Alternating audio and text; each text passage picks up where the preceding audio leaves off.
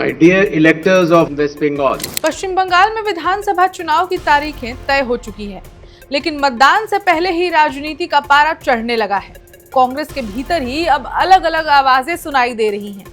वरिष्ठ कांग्रेस नेता अभिषेक मनु सिंघवी ने ममता बनर्जी की खुलकर तारीफ करते हुए बंगाल में कांग्रेस टीएमसी गठबंधन की वकालत कर दी है।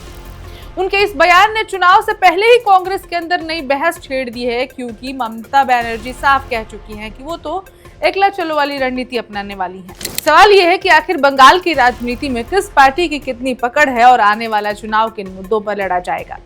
नमस्कार, मेरा नाम है ऋचा पराशर और आप देख रहे हैं वन इंडिया हिंदी। पश्चिम बंगाल की 294 विधानसभा सीटों पर चुनाव होने वाले हैं। राज्य की राजनीति पिछले एक दशक से मुख्य रूप से तृणमूल कांग्रेस और भाजपा के बीच सिमट कर रह गई है। 2021 के चुनाव में ममता बनर्जी की अगुवाई वाली तृणमूल कांग्रेस ने 213 सीटें जीतकर लगातार तीसरी बार सत्ता में वापसी की थी। वहीं भाजपा ने 77 सीटें जीतकर पहली बार राज्य में मजबूत विपक्ष के रूप में जगह बनाई। कांग्रेस और वामपंथी दलों का प्रदर्शन उस चुनाव में बेहद खराब रहा था। कभी बंगाल की राजनीति में दबदबा रखने वाली वामपंथी पार्टियां और कांग्रेस मिलकर एक भी सीट नहीं जीत पाई थी। यही वजह है कि इस बार चुनाव से पहले विपक्षी खेमे में रणनीति को लेकर मंथन जारी है। इस बीच कांग्रेस नेता अभिषेक मनु सिंघवी का बयान सामने आया है। उन्होंने कहा कि उनका व्यक्तिगत मत है कि पश्चिम बंगाल में कांग्रेस और टीएमसी के बीच गठबंधन होना चाहिए। उनके मुताबिक चुनाव अब नजदीक है और सही आंकड़ों के आधार पर गठबंधन ही बेहतर विकल्प हो सकता है। हालांकि उन्होंने ये भी स्पष्ट किया कि ये उनका निजी विचार है और गठबंधन का फैसला पार्टी नेतृत्व ही करता है।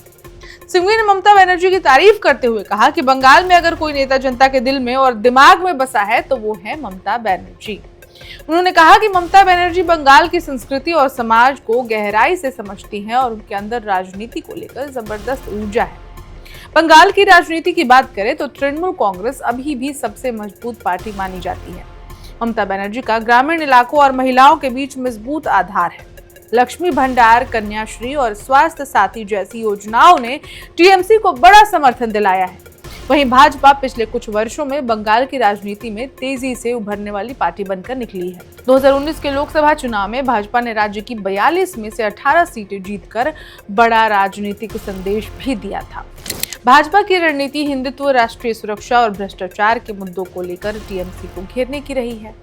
अब हाल के वर्षों में बंगाल की राजनीति कई विवादों से भी घिरी रही है, चाहे वो शिक्षक भर्ती घोटाला हो, चाहे वो एसएससी स्कैम हो और केंद्रीय एजेंसियों की जांच जैसे मुद्दे लगातार चर्चा में रहे हैं। इन मामलों में टीएमसी के कई नेताओं की गिरफ्तारी भी हुई है, जिससे भाजपा चुनावी मुद्दा बना रही है।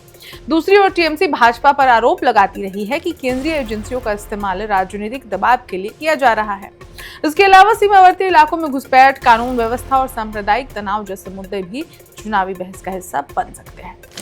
कांग्रेस और वामपंथी दल इस बार फिर से अपनी जमीन मजबूत करने की कोशिश कर रहे हैं। हालांकि राजनीतिक विश्लेषकों का मानना है कि मुख्य मुकाबला एक बार फिर टीएमसी और भाजपा के बीच देखने को मिल सकता है। ऐसे में अभिषेक मनु सिंघवी का गठबंधन वाला बयान ये संकेत देता है कि विपक्षी खेमे के भीतर रणनीति को लेकर अभी भी असमंजस है।